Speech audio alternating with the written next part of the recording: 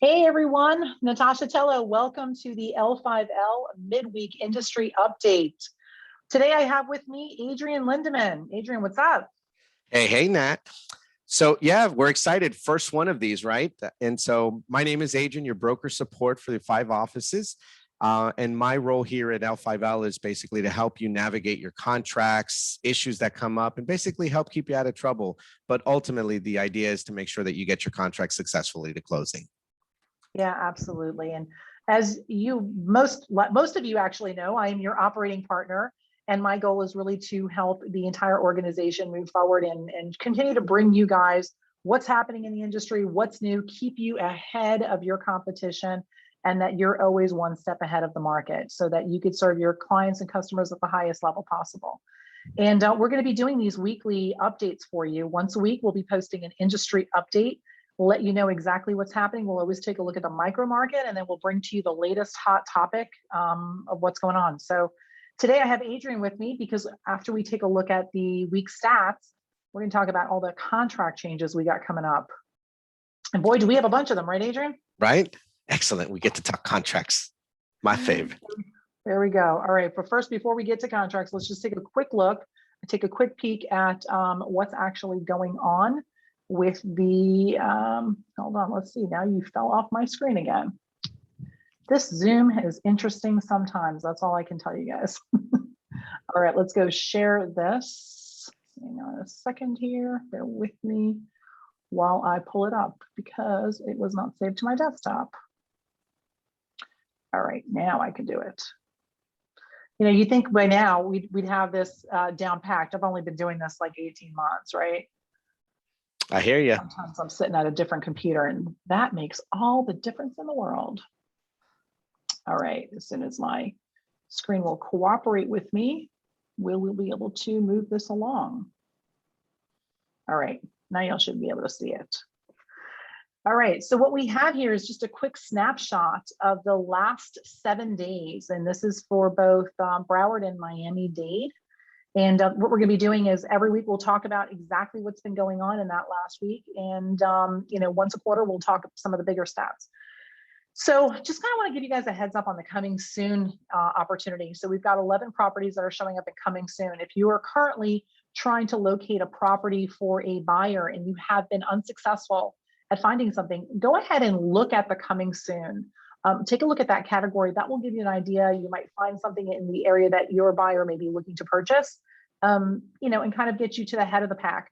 Now, if you're a listing agent and you want to take advantage of the coming soon opportunity, Adrian, tell them what they need to do. So guys, this one's super easy. You got to make sure that you tell the seller that, hey, in a coming soon status, there's limited marketing that you can do on the property. So to make it super easy, the association has added a coming soon acknowledgement form that needs to be signed by not only the seller, but it has to be signed by the listing agent at the time that the listing is taken. This isn't to be added later when you guys decide that that's something you want to do. And then it has instructions to upload a copy of the listing agreement along with the acknowledgement form into the Miami Association so that they have a record of it and you don't get flagged for it. Because otherwise we get that wonderful little email that says you are not in compliance or in violation of the MLS rules of cooperation. And we don't want that. Nope. All right, so what do we have? We have 395 new properties on the market in the last 7 days. So we are seeing, what you'll notice is you're going to start seeing inventory coming up just a little bit. And for those of you who've been looking for the inventory, well, we're starting to see a little bit of it. Here's an interesting number, and this is back on market. This is the number of properties that went under contract and then for whatever reason, deal fell apart, came back on the market. And if you take a look at the number, it's 102 properties in relation to new properties. And in relation to, you know, we can look at pending and closed sales. 102 out of 395, it's more than a little bit more than 25%. So what do we need to do to kind of bulletproof our transactions, keep them together? Likelihood is these are coming back on market for, you know, inspection reasons. You know, it could be buyer's remorse, could be a true inspection. So just, you know, take a look at your contracts. When you see a class on the training calendar for shift or for bulletproofing your transactions, you want to go ahead and take a look at that. And it goes hand in hand with what, you know, some of our title partners and transaction coordinators have been telling us, the number of fall throughs they're seeing. And these are relatively high numbers, given it, an overall market. So, all right, price decreases. We've had 157 price decreases this week. And that's a number you want to keep your eye on. That tells us it's indicative of what's happening in the marketplace and are the prices being rejected by the buyers in the marketplace. So it could be some overzealous or over anxious realtors or sellers who are trying to price ahead of the market. And we might have reached, a max point in that particular area, in that particular subdivision. Now we're starting to see some price adjustments happening. So kind of really important number to keep your eye on. Always love the price increases one. This is interesting, and it really depends on the market. But usually the cause of that is a multiple offer situation. When it first came on the market, property, goes pending, might come off the market and then comes back on the market. But because the seller might have obtained a higher price, then they attempt a higher listing price the second or third time around. So just kind of, always something we look at. Again, I'm going to jump right down to closed sales. So 335 closed sales. Here's something to pay attention to. For the first time in a while, we've had more new listings come on the market, 395 new listings come on the market with 335 sold. So there was a period of time where we were selling at or more than new inventory that was coming on the market, which was, making inventory even tighter and tighter, was causing significant compression in the markets. Right now, we're seeing a little loosening up by the number of sales, falling behind the number of new properties on the market. And we need that inventory. So not a terrible thing, but it's something to pay attention to, right? And here's another indicator of something you really want to pay attention to, and that's your number of pending sales. So 240 pending sales. If you were to look at that on its own, you would think, wow, pending sales are down significantly from, closed sales or even what's new on the market. But you've got to add your pending sales to your active with contract, because the two of them together really add to what is really pending right now in the marketplace. So if you add those two numbers together, you'll see that it's still, a tight market at that point, right? Our pendings are still ahead of last month's closed sales and coming in right in at our new inventory. All right. Anything you wanted to add to this, Adrian? No, just that in all of these numbers, what I see is opportunity, right? The opportunity to have a little better clarity with your customer. If you've got that seller who's saying, hey, I want to be here because my neighbor's house just sold there. Remember, guys, during the last fallout, and I'll use this phrase, the appraisers who were the first E&O insurance on the totem pole got attacked. I promise you guys, they do not want a second round of that. They fought too hard to keep their licenses. They've got viable businesses, and they will absolutely tighten up on those appraisals. So that's why you're starting to see some of those price adjustments, or as I like to call it, great opportunity to speak with your seller and not let them get too overzealous in price, having to make price adjustments or deals falling apart. Because the buyer of the property has to sell theirs. And so in a long time, you hadn't seen so many of those transactions contingent, and just how to protect your contract with that not being an issue in the long run. So I just see a lot of opportunity. Awesome. Well, we're going to be talking about the contract because boy, do we have some contract changes coming, right? So right. Our as-is contract, if you guys weren't aware, Florida Realtors put out a notice earlier the week, late last week actually, that the FAR bar contract has been updated. Several changes, some really big key changes, some smaller minor changes.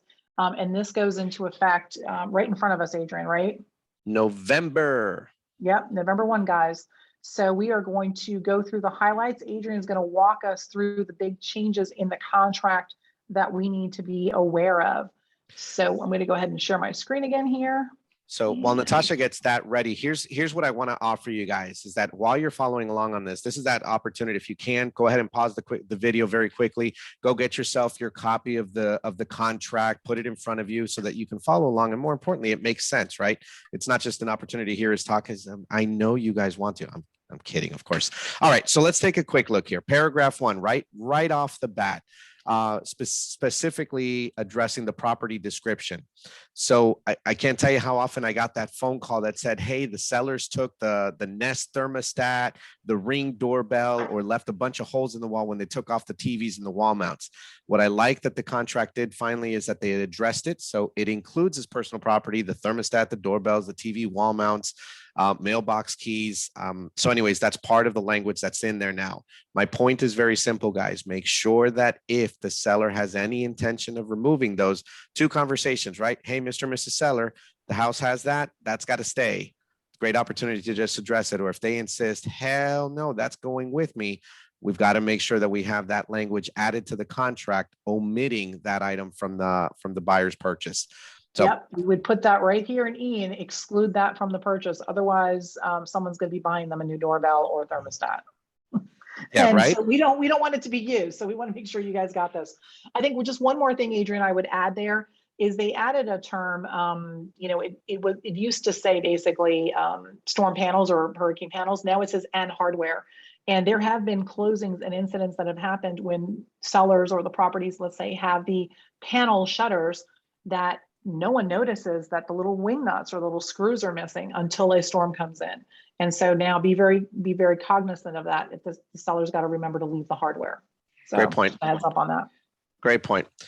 Paragraph 2, we're going to move this one pretty quickly. It just gives it a little bit more room for the title company's email address to be added in there. So this one's, again, very simple. I'm going to move right into paragraph 4, which just talks a little bit about the closing date. It helps some of the language that used to be in the contract where it specified closing date, and then unless other modified by this agreement. So it just cleans up a little bit of that language and specifies that the closing is considered a closing when all funds required for the closing are received by the closing agent and collected at that time. Not that, hey, my buyer signed, my seller signed, but we haven't funded, well, then we haven't closed. So it just defines that a little bit more clearly. Awesome. Paragraph 5, where it talks about extension of the closing date, right? So it adds in the event, right? If some agents knew that there was a provision that automatically extended the closing date in the event that TRID or the Consumer Financial Protection Bureau automatically added, hey, if we've got the funds or if the funds have been sent and we have the loan approval, but the funds aren't there because whether the money didn't come in on time or any number of reasons, now we automatically have changed that from a 10-day automatic change to 7 days. They realized that they just didn't need that amount of time and it was unnecessary. But either way, it cleans up that language as well and just lets us understand it to move forward. Paragraph 6, occupancy and possession. So what this one started to do is that we've always known that if the listing is subject to someone staying in the property, whether it be a lease or anything like that, we had to at least say so. What I like that it did is that it gave us a little bit more clarity in that if there's a lease or if there's short-term seasonal vacation rentals, because those are part of these leases as well, that there's now an opportunity to introduce that language into the contract. We need to see the documentation for it. And better yet, there's an additional section on the very end of the contract where now you get to actually add the writer to that. So we'll talk about a little bit more about that down the road. Nat, anything you want to add on the occupancy and possession? No, not at all. No, I think it was super clean, and I like that they added for vacation rentals because that has come up and we've had some challenges of undisclosed vacation rentals. Perfect. Paragraph 7, this one, I can't tell you how often I get a lot of phone calls on this one where, hey, Adrian, what happens if none of the check boxes are assigned? And this is, for those of you, this will remind you, buyer may assign, if buyer may assign and thereby be released from any further obligations, or if no checkbox, then it can be assigned. Basically what it did is that if nothing was checked off, then arguments came up, right? Because it wasn't clear what had to happen. All this basically states is that whoever signed the contract, if neither of these two items are checked off, automatically revert to the individuals responsible for performing on this contract is whoever's name is on that contract, and unless specified that it can be assigned. So super easy. I just like that he cleaned that up. Yeah, 100%. And in this fast moving market, we've seen, you know, assumption of buyer, trying to substitute things, people trying to, anyhow, we've seen a lot of funny stuff. And Mhm. so makes it really simple. If the box isn't checked, buyer does not assign the contract. I love it. And so paragraph 8, financing, for some of you who were like, or even Natascha in her words, where when you can say it in, instead of saying it in a paragraph, if you can say it in one sentence or a few words, clean it up. So all it did was, this is a cash transaction with no financing contingency. How clean is that? Make it simple. Why complicate? We don't need, 6 sentences to say what you can say in one. So make it simple. Love this. Perfect. So section 8B, which is still in financing, gets a little bit, there's a little bit more to it. So let me see if we can slow this one down a little bit. Basically, it states that there's 2 things that have to be completed within the loan approval period, right? That dreaded word. We're waiting for the the loan approval. Who gets it? When do we get it? When is it considered? Or worse, if we didn't get it. Anyways, long story short, a loan approval is considered a loan approval when the bank has received and obtained their I was going to lose my phrasing, that they've received their appraisal. So Yeah, or that, alternative valuation. correct. And so basically what it does is that this now forces, or basically helps expedite the loan process, so that they're requesting their appraisal ahead of time. How many of you have faced the scenario where, because the loan commitment period comes in, right? It's met. Here's your conditional loan approval. And then they still waiting on the appraisal. And then the appraisal comes in, it's not at value or any number of things. And now the deal falls apart. What an absolute nightmare and waste of everyone's time. This just forces them to get it done a little bit faster, so that now the word loan approval is conditioned to include that appraisal or alternative valuation. And alternative valuation, for those of you who are asking, what the heck is that? Just know that because of today's market, you've got a lot of properties that are coming in. Their increase in prices is coming in drastically, or the buyer is coming in with quite a bit of down payment. So there's less risk to the bank. At the end of the day, that just means that they, instead of just ordering the traditional appraisal, they can do a different valuation. And as long as they get it, then great, then we can issue the loan approval, and then it's considered a loan approval. Yep, exactly. All right. So that one takes us to, I'm going to go to section 8B, paragraph, subsection II. And so with this one basically is, remember I said a few moments ago where who's responsible to get the loan approval to who? And this one has been argued, especially over the last year and a half. I can tell you how often we handle this phone call. Basically what it states is this, so what the difference is, before, if the loan approval was missed, right? Meaning if the listing agent did not receive the loan approval from the buyer on time, then the seller could within 3 days notify that, hey, you know what? I didn't get it. I'm out, and literally cancel the contract. And most of you who didn't know that are like, what? Yes, that could happen. What I like that they did finally is that they said, okay, the responsibility of requesting the loan approval has to come from the seller. Assuming the seller says, hey, I need the loan approval within the loan approval timeline, of course, and they receive it, great. Then they can review the conditions and can do what they need to do. However, if they don't receive it or don't request it, as long as the buyer is willing to move forward and can move forward, then it switches to basically automatically a cash transaction. It just means that it's not subject to the provisions of the financing contingencies. Something that before wasn't clear, now absolutely has language that keeps all parties integrated and going forward, and actually doesn't kill the deal so fast. So I'm super happy that they put that in there.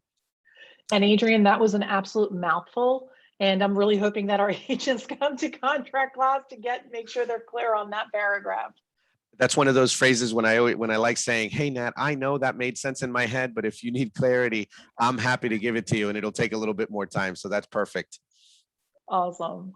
All right, so I'm going to go all the way down.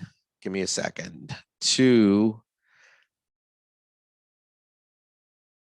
hold on. Oh, there it is. Paragraph 9, closing costs, title insurance, survey, special assessment. So Nat, if you don't mind, actually, so this one's easy. This one just basically adds that the charges for FERPTA withholding and reporting, those costs are now associated to the seller, something that wasn't there before. Just basically means, for those of you who don't know what that means, FERPTA, which is for foreign sellers, that charge that's held back, Uncle Sam wants his money. So that charge held back at the close of the sale is that's a diligence, or that's a cost associated to the seller, and it's identified that way. This way it's not ambiguous, it's not left up to interpretation, it's not even left up for negotiating. I like that they finally put that in there. Absolutely. Paragraph 9A, subsection 3, where the buyer shall designate the closing agent, added to the Miami-Dade regional provision. So this one's pretty easy, guys. Most of you already knew that you guys get to select one of 3 items. Either the seller chooses their closing agent, the buyer chooses closing agent, or most of you, because of the FARBAR contract, select section 3, Miami-Dade regional provision. The challenge we had, that even though it said Miami-Dade regional provision, it did not specify that the buyer is designating the closing agent. So now it automatically adds that language, cleans up any confusion, and just everybody gets to move forward much, much easier without arguing over who's going to do what. So I like that they did that. The next one, paragraph 9C, subsection 3, where it asks for the survey. Finally, no guessing and calculating what days the survey was due, or if we missed the survey timeline because the lender needs it and you can't close without it anyways. It just basically states at least 5 days prior to closing is when the survey is due. Here's the bigger kicker, is that now the survey, because they added that time frame a little bit further in the time frame, now the surveyor can use the information from the title when it's issued, so that they actually have a clean survey and you're not just guessing or the bypassing it. And anyways, long story short, cleans up your time frame, less days to count. 5 days prior to closing, surveys due. Yep, that's what I was going to say. It defines it, and we don't have to go back to counting, days on a contract. So to me, that was very clean. Perfect. So section 9, paragraph 9, section F. So a few minutes ago, did we talk about the CDD and tax liens? No, we didn't. Did not. This is it. Okay. So this is that section of the contract where a lot of agents think that the moment, or assume that the moment it says assessment, that it has something to do with HOA. So I'm gonna try my best to clean this up very quickly. This section has nothing to do with HOA assessments. This has everything to do with municipal liens or assessments that are issued on behalf of a municipality or anything like that. And so the simple example I like to give is, imagine, if you would, a street like every other street. And so, Natascha, imagine in front of your street, the city comes in, tears up the middle of the road and says, hey, we're going to fix the sewer. Of course, you're excited because you guys get new sewer, the drainage works, everybody's good. But you and I both know that someone's going to get that bill. So the 100%. municipality, you got it. So the municipality, the city is going to assess that bill to you in portions, right? Everybody that was affected by it gets a portion of that bill, usually in the form of their taxes. Basically, what this new little section is stating is that if the seller, let's just use the example that Natascha's been in her property for 5 years, but 2 years ago they did this change, or they fixed the street. So she's been paying for 2 years in her property taxes this assessment.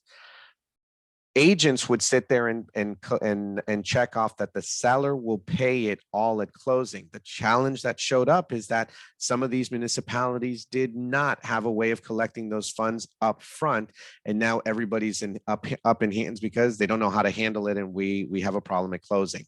So what the provision now adds is that if the city or the municipality cannot take the payment in full, it diverts and falls back to the buyer will continue to make payments as is scheduled on the assessment. So super less complicated and less opportunity for agents and customers alike to get into issues or arguments that way. Awesome.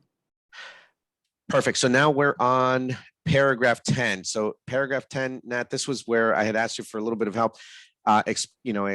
Permits and disclosures or otherwise disposed of, language that was added in 2019. Yeah, so in this one, what they basically did is they just struck some information. They struck from the contract the information on the NFIP, so the National Flood Insurance Program, which is line 259. That whole last three sentences have been stricken from the contract. But I think what's important right now, because they struck that from the contract, and that basically just said that the National Flood Insurance Program may assess additional fees or adjust premiums for pre-flood rate maps. Non-primary structures. They struck this because there are changes that are now happening to flood insurance. And so we're going to be doing another episode, but come October 1st, the NFIP program is going to be charging, which is your, for lack of a better description, your flood insurance flood insurance is actually going to be changing the way they charge. Up until now, it's been charged based on elevation certificates and basically to a general area. Now it's going to be property specific. And so the challenges that are in front of us are it's happening October 1, it goes into effect, which for those of us down here, that's right during hurricane season, not the most ideal time for this to happen, but we know that it renews every year in October. Wish they could just kick that can to another month. The other challenge is we don't actually have pricing. And so I've done a little homework in the last week and a half, and from what I'm reading and what my understanding is, we're not going to get pricing until October 1. They're not going to be ready to give pricing until October 1. Now, we're not going to see, for the most part, any major massive increases. However, what I'm reading is the average will be about $120 a year increase in the flood insurance premium. And now that's average. There will be some properties that will be subject to a higher increase and some that may be less than that. But that's what on average, I'm reading that we will start to see. So those changes come. That's why this was struck in from the contract, and we'll see those changes October 1st. Perfect. Thank you so much. And so we move on. Paragraph 12, inspection and repair. Two items that were added in there in red is watercraft lifts and related equipment. So basically stating that watercraft lifts and related equipment subject to a buyer's inspection is also subject to the seller's repair caps if you've included any. And in the event that they are part of the property, they need to be conveyed over to the buyer. So it just basically gives them an opportunity that the language includes if the property has it, it's part of the inspection, and we're gonna move forward with that. One of my favorite, finally we get to it, is paragraph 18, where we talk about time is of the essence. So this one, let me see if I can clear this up for us.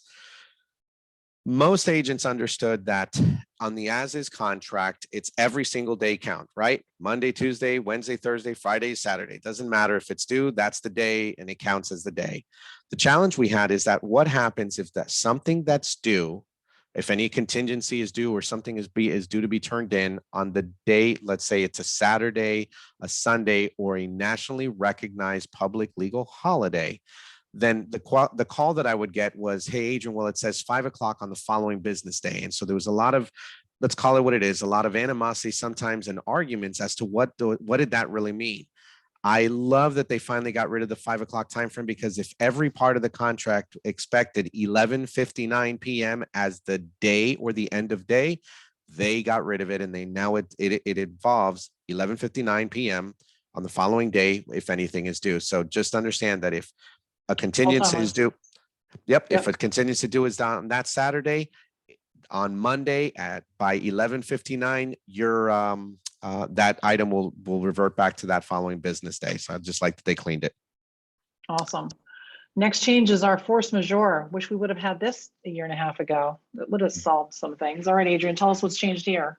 So force majeure, wonderful language that came back up into light during the pandemic. Finally, they gave us some clarity and included a couple of extra items, right? Because it was a little ambiguous and everybody wanted to cancel their contract because force majeure, and nobody really understood what it applied to. So basically adding civil unrest, governmental actions, or mandates like locking us down, right? And I'm not disparaging, that's just what happened. Government shutdowns, epidemics, and pandemics. So when those phrases are used in conjunction with, hey, we can't get into the building because the government shut us down, or we are unable to move forward because of these governmental mandates, then that term now applies and can be enforced, and it's no longer an ambiguous comment or vocabulary word. something to argue over, because now it's very clear and it's been spelled out in the contract. Love it. Paragraph K, prorations and credit. Basically, this small change just basically states, a few minutes ago, we talked about the municipal liens and assessments that a buyer or seller could choose to pay for in full or whatever. The challenge we had is that also the CDDs, which are community development districts, it's just a fancy way of saying, if you can imagine, you have a developer that builds on land and for whatever reason, they don't have the money or want to borrow the money to build the infrastructure from the county or the city. They basically borrow that against future taxes and applicable to the new homeowners. Long story short is that even when an agent or agents selected that the seller will pay for this CDD in full, that's what they assumed would happen. The challenge is those CDDs had no way of collecting the money up front. And so now we still had an argument. I love that they finally cleaned it up, and that is no longer an option to negotiate. It is prorated. Buyer, seller pays for it up until the day of closing. Buyer continues to make the payments moving forward. So that one's easy and cleaned up. Awesome. I'm going to move us all the way down to paragraph. So to paragraph 19, super easy. And that, so it adds in two very, very specific addendums, right? So first and foremost, it's one of my sticky points with agents when I start to ask them questions about their contract, what's going on, and I say, so did you include your condo rider? Did you include your homeowners association riders? Make sure that you are checking these off as they are applicable to your contracts, and more importantly, adding the addendums at the time that the contract is negotiated and executed. But my point here is this, is that they've added the seasonal vacation rentals because they are a hot topic. They're becoming more commonplace in our business. And I'll leave it at this. They've added the PACE disclosure finally. So what we can no longer be oblivious to is that as agents, as listing agents, you've got to know to ask, hey, Mr. and Mrs. Seller, did you obtain a loan, or do you have a loan in place on the property where you got upgrades to the property, your hurricane windows, your solar panels, any number of things that they provide, and that they're financed through future taxes on the property. And so some of you now know what I'm talking about. That needs to be disclosed. There is now a disclosure in place and can be added. And more importantly, it needs to be in part of your contract if you know that it's in there. So now you know to ask. Anyways. Yeah, sometimes that will come across as Y green. Often it's marketed as Y green. That's the most common one we've seen. So you might not realize what the PACE is. That is the program, but Y green is one of the servicers behind it. So in case you see it come up or ask for it, because that may be what your seller recognizes. Perfect. And Nat, the last one that brings us to the very last one for the day is just that they cleaned up the language on the counter offer rejection. And so we got into a little bit of way too fast for you. There you go. of hissy fits on this one, which was just basically, hey, either the seller counters the buyer's offer flat out, or before it said the seller rejects the buyer's offer, but they never really had to prove that. They never had to really give an explanation. So I love that they finally got rid of it. So if you're negotiating your contract and there is a counter offer, check that off, send it back. Make sure you check it off. All right. That brings us to our last one. That, my friends, is the end of the updates right now that we have for you. What we want to do is encourage you guys to stay plugged in. Check out the L5LtrainingCalendar.com website and get into contract classes, because I know we did this in less than 30 minutes, Adrian. So that is like drinking water from a fire hose. Some of you may need to come back and listen to this a few times and or join us for a upcoming contract class. I wanted to offer one last thing to our agents, Natascha, is that when it comes to contracts, right? Someone said it, someone much smarter than me said it before.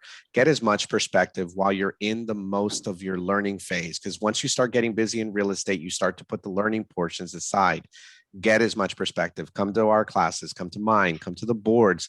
If Natascha's teaching, if Chris is teaching, I don't care who's teaching contract classes, go get them.